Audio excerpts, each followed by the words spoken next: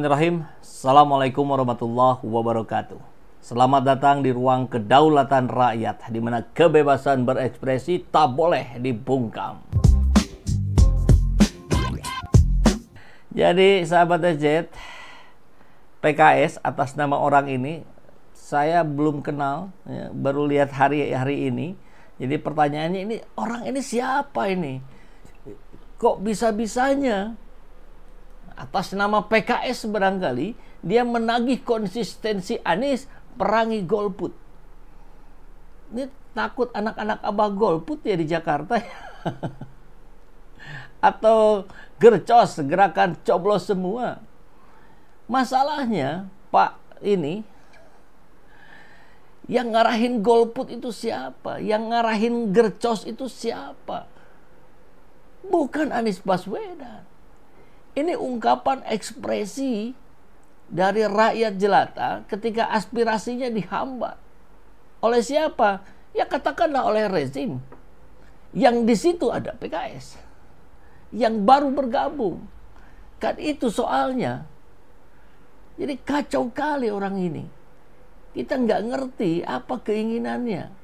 Di satu sisi terus, bahkan tadi pagi saya live, dikatakan juga bahwa anak-anak abah ini merusak sistem demokrasi. Waduh, rakyat jelata disalahin. Hei, kalian merusak sistem demokrasi.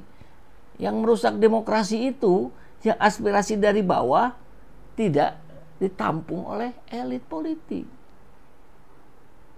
Yang disebut rusaknya demokrasi itu ketika calonnya tunggal.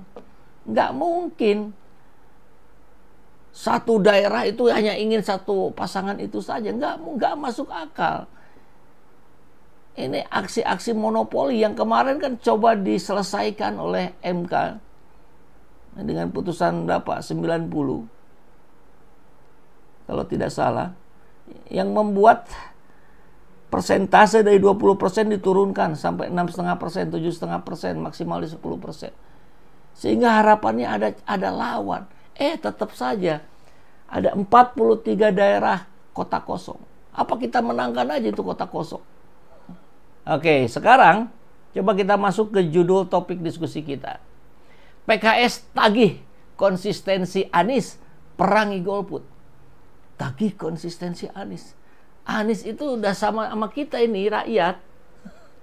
Kenapa nagih ke rakyat? Kok bisa? Oke, kita simak dulu deh kabarnya ya. Ini orang ini siapa ini? Sekretaris Majelis Pertimbangan Wilayah PKS Jakarta, Muhammad Taufik Zulkifli. Aduh. Jejak digital Capres 2024 yang sebelumnya dengan tegas mengimbau masyarakat agar tidak golput dalam pemilu kembali disorot oleh Sekretaris Majelis Perkembangan Wilayah PKS Jakarta, Muhammad Taufik Zulkifli. Posisi Pak Anies tempo hari sebagai kontestan, sekarang masih sebagai rakyat. Ngapain nyuruh-nyuruh ke rakyat kayak begitu? Kan ada yang punya kuasa. Taufik mengingatkan ketika Capres 2024 yakni Anies, Prabowo, Ganjar pernah kompak menyerukan pentingnya partisipasi dalam pemilu demi masa depan bangsa. Ya, jadi kalau dalam konteks pilkada silahkan sekarang sama-sama bicara. Ridwan Kamil, Pramono Anung dengan Dharma Pongrekun sama-sama bilang, hari kita partisipasi dalam pemilu ini, jangan ada yang golput. Bukan minta ke Anies. Adanya gerakan anak abah coblos 3 paslon bukan perintah Anies, bukan keinginan Anies, bukan instruksi Anies. Tidak ada sama sekali. Saya tahu persis itu. Jadi kalau mau minta, ya minta saja sama pendukungnya. Kenapa jadi ke Anies? Pak Anies lagi sibuk tuh keliling menuhin undangan-undangan. Kemarin terakhir di UGM ya rame juga itu. Jejak digital Capres 2024 ketiganya menyarankan agar rakyat tidak golput dalam pemilu. Namun Taufik yang kembali dilantik menjadi anggota Dewan Kebon Sirih untuk periode keduanya mempertanyakan sikap mereka saat ini terutama terkait Pilkada 2024. Menurutnya, mantan pendukung mereka justru kini ada yang menggaungkan gerakan golput dan berpotensi mempengaruhi partisipasi publik dalam pemilihan. Tapi bagaimana sekarang ketika mereka bukan menjadi salah satu calon? Ungkap Taufik bertanya-tanya. Lah kok Anda bertanya-tanya? Yang menggaungkan itu pendukung Anies, bukan Anies. Jadi kalau mau Anda minta, mintalah ke pendukung Anies. Tapi di kabar sebelumnya kita lihat juga Anda bilang bahwa anak-anak gerakan anak Abah ini merusak sistem demokrasi. Lah, Anda mau dipilih apa mau ngajak berantem sih? Heran saya.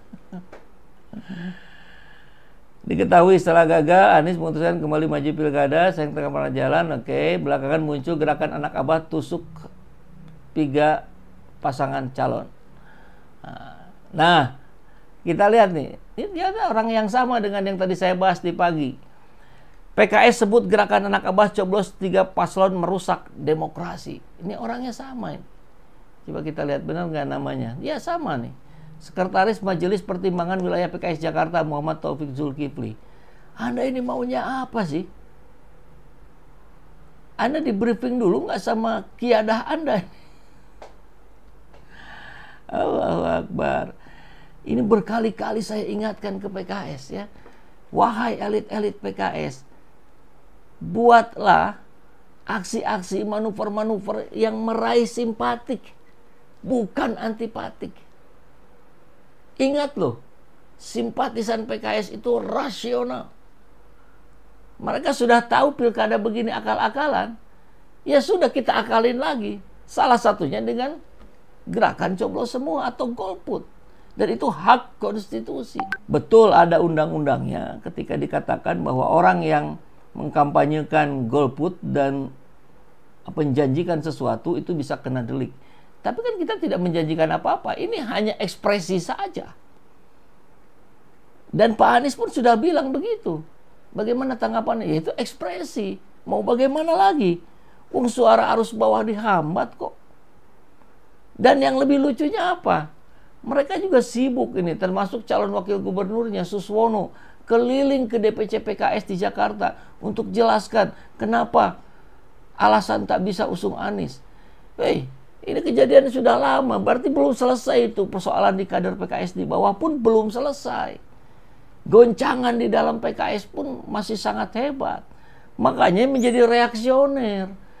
Harusnya sebagai partai yang sudah lebih dari 20 tahun ini matang gitu.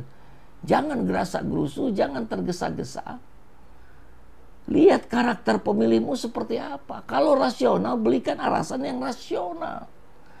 Kalau Anda merasa partai yang ideologis, berikan alasan yang ideologis. Karena itu.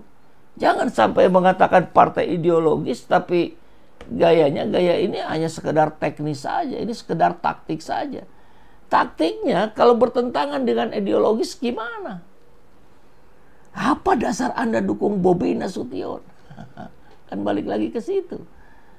Bagian dari politik dinasti. Apa dasar Anda mau gabung dengan Fufu Fafa? Anak haram konstitusi. Kan tidak bisa ini dijelaskan secara rasional. Karena barangkali keputusan diambil tidak secara rasional. Tapi hanya karena strategi.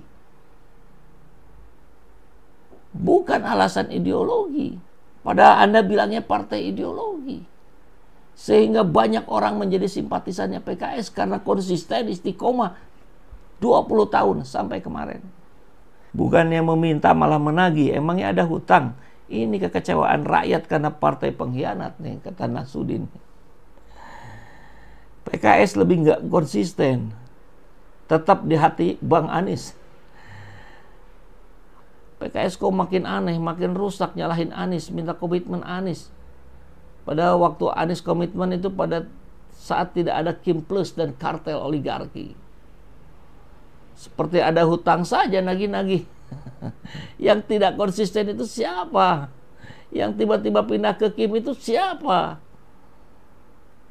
Kemana pula nih minta-minta ke rakyat? Minta sama koalisinya. Ayolah, ini partai lain gak ada yang ngomongin kepada kemana ini Kim Plus. Termasuk Gerindra juga kayaknya gak kelihatan tuh. Senyap-senyap saja. Jangan-jangan Gerindra gak pengen Rika Suswono ini menang.